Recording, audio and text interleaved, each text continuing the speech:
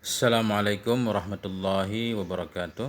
Sahabat semuanya yang dimuliakan Allah Subhanahu wa taala, semoga semuanya senantiasa dalam kesehatan, dalam lindungan Allah Subhanahu wa taala. Kita lanjutkan membaca kitab Al-Fikratun Nahdhiyah fi Usuli wa Furu'i Ahli Sunnah wal Jamaah, ta'alif Syekh Imaduddin Al-Bantani hafizahullah. Sudah sampai di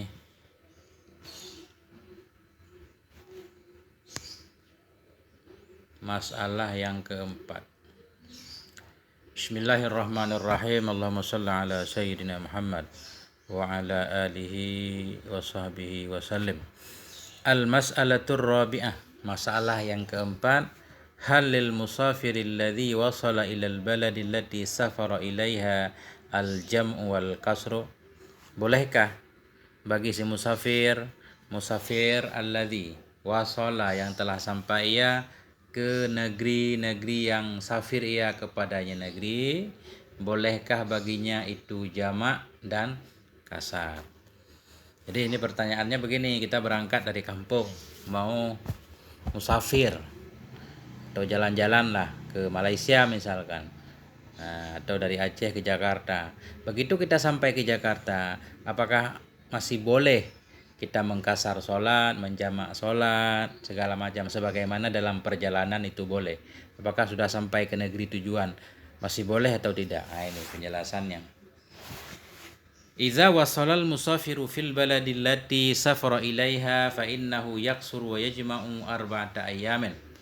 Apabila telah sampailah oleh si musafir fil baladi ke negeri-negeri allati safara yang berangkat ia kepadanya negeri, nisya maka fa innahu maka bahwa sungguhnya si musafir itu yaksuru tetap kasar ia wa yajma'u dan menjamak ia arba'ata ayamin selama 4 hari. Nah, ini tentu ada syarat dan ketentuan. Begitu kita sampai ke tempat tujuan, kita boleh jamak 4 hari. Artinya nggak boleh lebih 4 hari, di bawah 4 hari. Boleh, masih boleh menjamak dan mengkasar sholat. Ini ada syaratnya. Nanti kita lanjut aja dulu. Wa idza wasalla wa nawa iqamata arba'ati ayyamin ay fa aksara in qata'a safruhu bin niyati la yajuzu lahul qasr wal jamu. Dan apabila sampai ia, wa idza wasalla bila sampainya seorang ke daerah tujuan, wa nawa dan niat ia iqamata arba'ati ayyamin, niat ia akan menetap 4 hari. Ay fa aksara atau maka lebih baik.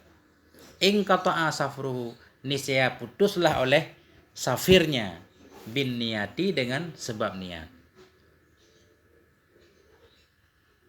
La yajuzu lahu, tidak boleh baginya oleh mengkasar dan jamak.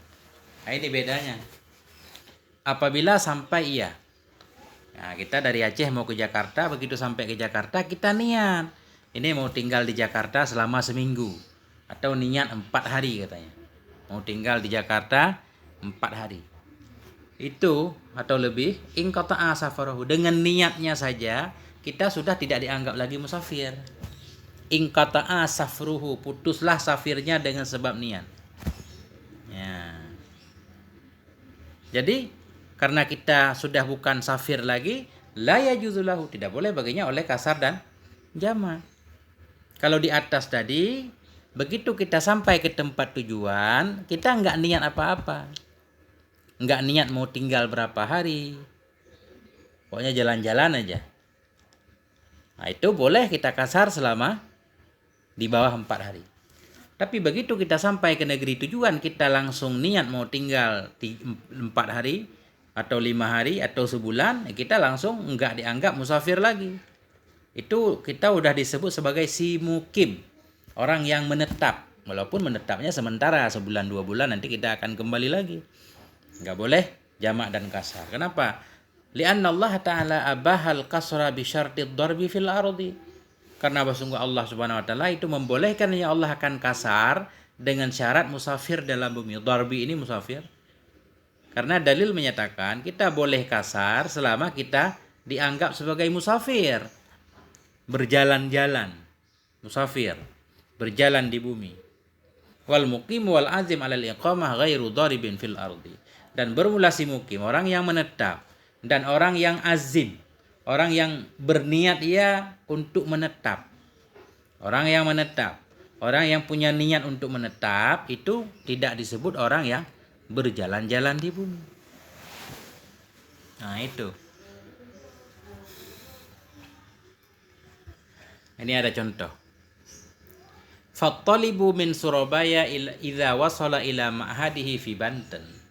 Maka bermula seorang santri dari Surabaya. Seorang santri berangkat di Surabaya. Idza wasala ila ma'hadihi, apabila telah sampai ia kepada pondoknya, pesantrennya fi Banten di Banten, orang Surabaya ngaji di Banten. Begitu sampai ke Banten, la yajuzu lahul kasru, tidak boleh baginya oleh kasar. Sampai ke pesantrennya enggak boleh kasar. Kenapa? Karena niatnya untuk tinggal 6 bulan, setahun, bahkan niat lama pulangnya. Nah ini, li'annahu azima ayyuqima fihi fawqa arba'ati ayyamin bal sanawatin. Karena bahwasanya si talib, si santri tadi itu berkeinginan ia, berazam ia akan bahwa menetap ia dalamnya pondok fawqa arba'ah, di atas 4 hari bahkan bertahun-tahun. Begitu.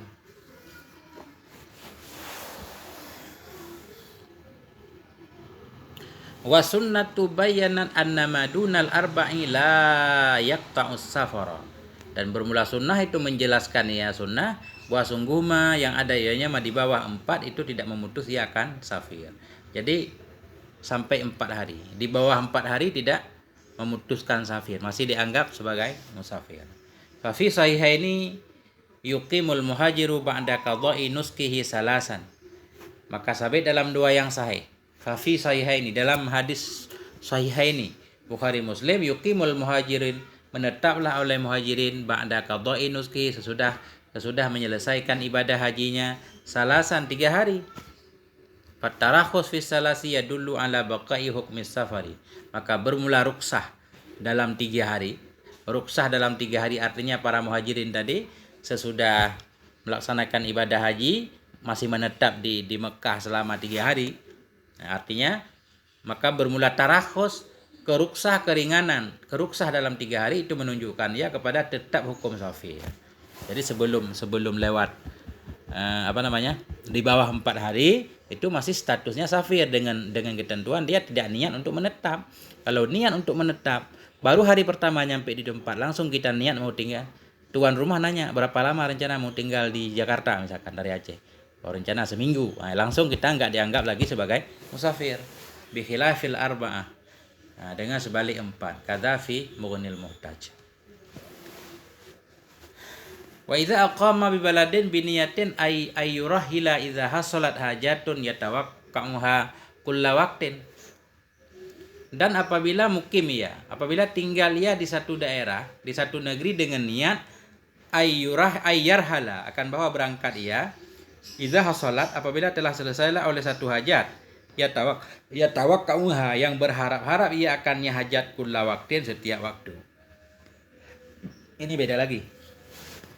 Kita dari Aceh menuju ke Jakarta, contoh apabila menetap ia di satu negeri dengan niat bahwa berangkat ia apabila telah selesailah oleh hajat yang mengharapkan ia akannya hajat setiap waktu. Dari Aceh ke Jakarta enggak niat tinggal berapa hari. Cuma niatnya begini.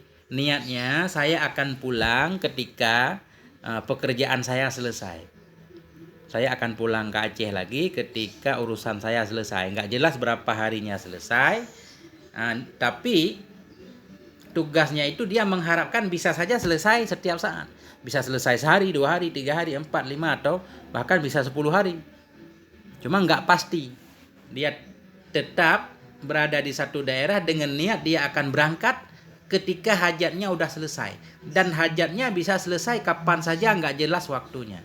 Kalau kondisinya seperti ini, kasara samaniyata asyara yauman, nisya kasar ia selama 18 hari. Itu boleh dia mengkasar sholat selama 14 hari. Ghaira yaumid dukhuli wal khuruj, selain hari masuk dan keluar. Hari masuk enggak dihitung, hari keluar dari kota tersebut juga enggak dihitung. Berarti 18 hari, 20 hari berarti dia boleh kasar. Kenapa? Karena dia enggak niat untuk menetap di situ. Memang dia datang menyelesaikan tugas, cuma tugasnya nggak jelas kapan selesainya. Nah, jadi dia masih dianggap selalu masih mondar-mandir, dalam arti dia dianggap sebagai musafir.